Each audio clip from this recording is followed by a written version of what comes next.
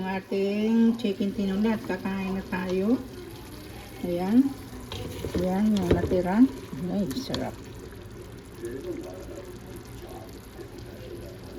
Ayan. Okay na yan. Masarap na ng ating tinulang manok. Ayan. Ayan ang natira.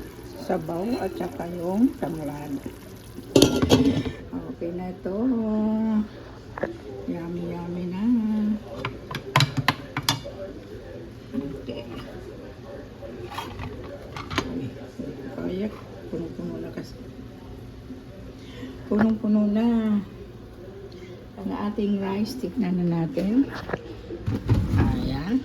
Uy. Ang sarap ng rice natin. Mainit pa. Tapos ang init na nito. Tapos mainit din sa labas. Mainit. Oh, okay.